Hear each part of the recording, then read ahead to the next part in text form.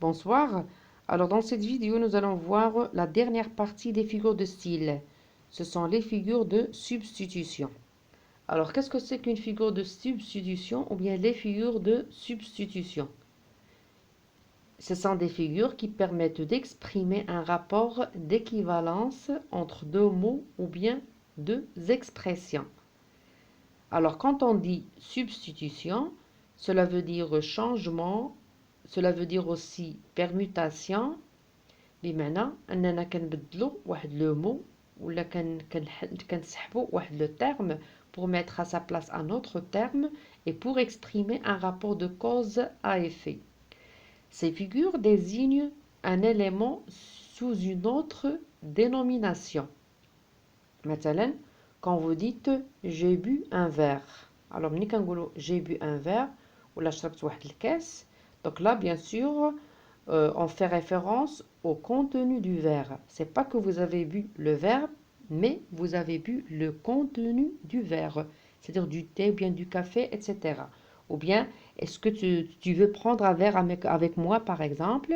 Donc là, donc là, bien sûr, on parle pas du verre, mais bien sûr du contenu du verre. Donc, parmi les figures de substitution qui existent, il y a la périphrase. Donc, c'est quoi la périphrase? C'est le fait de remplacer, ou bien c'est le remplacement d'un mot par une expression ou un groupe de mots de même sens. Exemple, la capitale économique est la plus grande ville du Maroc ou bien au Maroc. Donc, ملي كنقولوا المدينة الاقتصادية ولا العاصمة الاقتصادية, بمعنى on pense bien sûr à la ville de Casablanca. Donc, on a remplacé Casablanca par le mot la capitale économique. Donc là, c'est un exemple de périphrase et bien sûr, on a remplacé le mot ou bien le nom de la ville par le mot capitale économique. Ou bien quand on dit par exemple encore la ville ocre. Quand on veut parler par exemple de la ville de Marrakech, la ville blanche, par exemple quand on veut parler de la ville d'Ifrane, ou bien je ne sais pas, la ville des Lumières, par exemple, c'est Paris. Puis vous avez aussi la métonymie. C'est quoi la métonymie? C'est le remplacement d'un mot ou d'un groupe de mots par un autre qui lui est associé. Par exemple, avaler sa langue. Quelqu'un qui garde le silence, on lui dit est-ce que tu as avalé ta langue? Donc là bien sûr ملي كنكونوا مع شي حد مثلا وكنسولوه ولا ما كتعجبوش شي حاجه par exemple وكيسكت كنقولوا ليه واش بلاتي لسانك. Est-ce que tu as avalé ta langue? Donc là vous avez un autre verbe, vous dites plutôt un autre exemple, vous dites j'ai lu un Victor Hugo.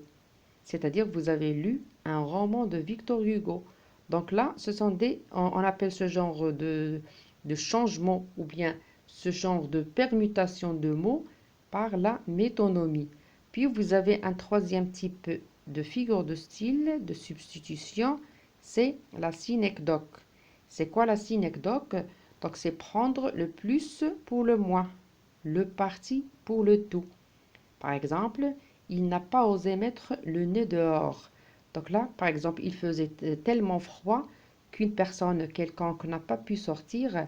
Alors au lieu de dire il n'a pas osé mettre ou bien il n'a pas osé sortir, tout simplement, on nous dit il n'a pas osé mettre le nez dehors. Donc là, le nez bien sûr remplace le corps de la personne.